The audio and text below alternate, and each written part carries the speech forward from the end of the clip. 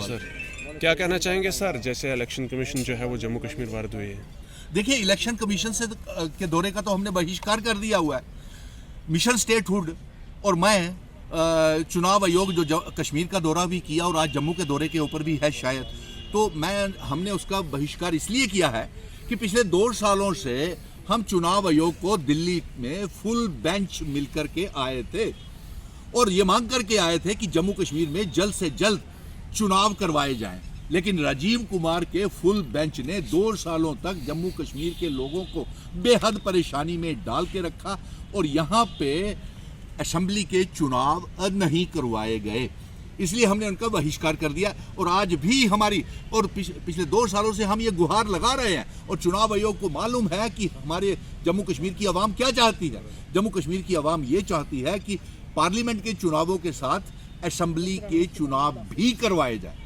और दूसरी मांग ये हम यहाँ से भेज रहे हैं, आज ये तमाम पत्रकार वार्ता के माध्यम से ये आवाज़ उन तक ज़रूर पहुँचेगी कि एक तो आप जो सुप्रीम कोर्ट ने ये हिदायत जारी की है कि चीफ इलेक्शन कमीशन की वेबसाइट के ऊपर तमाम पॉलिटिकल पार्टीज अपने चंदा, फंड्स, इलेक्टोरल बॉन्ड्स कितने कितने किस पार्टी को मिले हैं वो वहां पे अपलोड करे। लेकिन चुनाव आयोग उनके ऊपर कोई जोर डाल ही नहीं रहा और ना ही प्रतिबंध लगा रहा है किसी पार्टी के ऊपर कि अपना अपना चंदा कहां से आया, कैसे आया, उसको बताया जाए।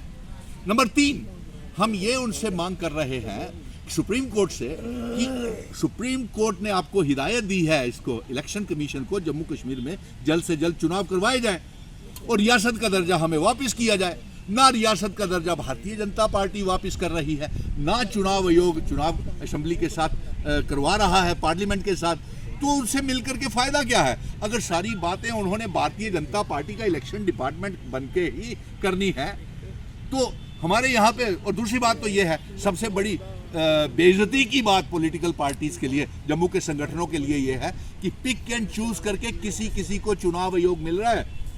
मैं आपको बता दूं, और पिछले 2 सालों से हम गुहार लगा रहे हैं, चुनाव आयोग से मिल के आए हैं, दिल्ली में मिल के आए हैं, तमाम मुल्क के मेंबर पार्लियामेंट से और तमाम पॉलिटिकल पार्टी से मिल के आए हैं, उनकी रायनामे बना करके आए हैं। आज जम्मू कश्मीर की तमाम पॉलिटिकल पार्टीज हमारे विजन डॉक्यूमेंट के ऊपर चल रही हैं कि पहले रियासत का दर्जा दिया जाए, पार्लियामेंट के चुनावों के साथ असेंबली के चुनाव करवाए जाए। लेकिन चुनाव आयोग के कान के ऊपर जूं तक नहीं रेंग रही है और इसलिए हमने इसका बहिष्कार कर दिया है, बाइकाट कर दिया, हम नहीं मिलेंगे। अब पत्रकार मित्र मुझसे ये पूछ रहे थे कि CAA को लेकर के, सिटीजन अमेंडमेंट एक्ट को लेकर के हमारा क्या स्टैंड है।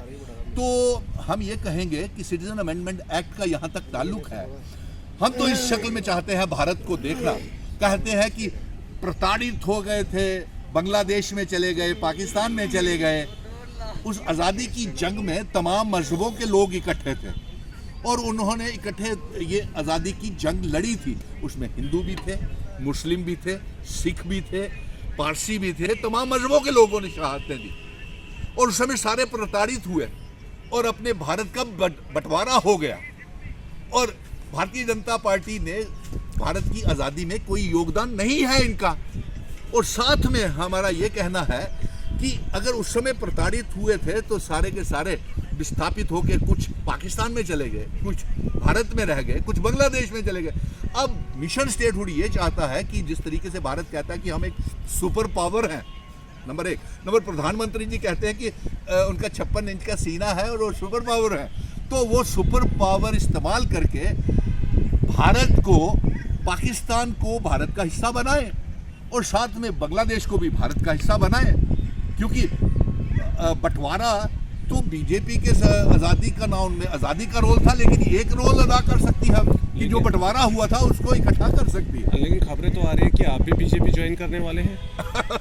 यार ये पत्रकार मित्र, मुझे कहीं भी जाता हूं मैं, ये कहां से आवाज निकल करके आ गई कि भारतीय जनता पार्टी में ज्वाइन कर रहा हूं। अभी आपसे पहले पत्रकार ये पूछ रहे थे मुझसे कि आप गुपकार का हिस्सा है, वो गुपकार में अब दंगल लग गया है तो अब आप कहां जाएंगे। शायद इसी बात के उनके दंगल की वजह से ये मुझे बीजेपी ज्वाइन करने के लिए आप सोच रहे हैं पत्रकार मित्र।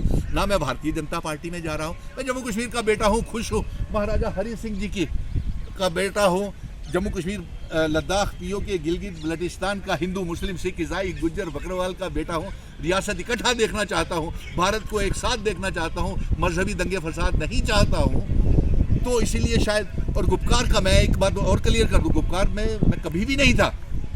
हाँ, कश्मीरी लीडर मेरे पास ज़रूर आए थे, क्योंकि मैंने ये इनिशिएटिव लिया था कि मैं कश्मीर और जम्मू के नेताओं को इकट्ठा बिठाऊंगा, और ऑल पार्टीज़ का हमने गठबंधन बनाया। लेकिन अफसोस ये है कि ये पार्टियाँ क्यों आपस में दंगल करना शुरू हो गई, और अभी तो रियासत भी नहीं मिली, 370 भी नहीं मिला। जो हम मांग कर रहे हैं कि इल्हाक की शर्तें महाराजा हरि सिंह जी की, जो जिन शर्तों के ऊपर इल्हाक हुआ था, वो शर्तें भी लागू नहीं हुई। ज़मीनी और नौकरियों की हिफाजत नहीं, स्टेट सब्जेक्ट हमारा छीन गया, आइडेंटिटी, कल्चर, डेमोग्राफी, इतिहास जम्मू कश्मीर का बर्बाद हो गया। आप इल्ज़ाम लगाते हैं, कुछ पत्रकार कहते हैं कि बीजेपी में शामिल हो रहा हूँ, किस शक्ल हमारा घर ही लूट गया। हाँ, सबसे बड़ा दुख मुझे है कि मेरी मेहनत जितनी भी थी, ये कश्मीरी लीडर जितने भी आपस में लड़ रहे हैं ना, दंगल जिनके भी चल रहे हैं, गुलाम नबी आज़ाद, अल्ताफ़ बुखारी, महबूबा मुफ्ती, डॉक्टर फारूक अब्दुल्ला, उमर अब्दुल्ला, अरे साहब, हमने तो इकट्ठे होकर के ऑल पार्टीज मीटिंग में सारा ये 50 लाख वोटरों को अभी रुख हमने मोड़ दिया था, जो यहाँ पे आने थे, बुलडोज़र के रुख मोड़ दिए। रियासत के दर्जे की जंग हमने शुरू की थी, 370 की जंग शुरू की थी, वो अभी कोई भी मुद्दा मौका पूरा नहीं हुआ। लेकिन सुनील डिम्पल 100 सालों तक ये जंग लड़ेगा, ईमानदारी के साथ, रिस्पॉन्सिबिलिटी के साथ और जिम्मेवारी के साथ। जम्मू कश्मीर का बेटा होने के नाते मैं ये जंग जारी रखूँगा।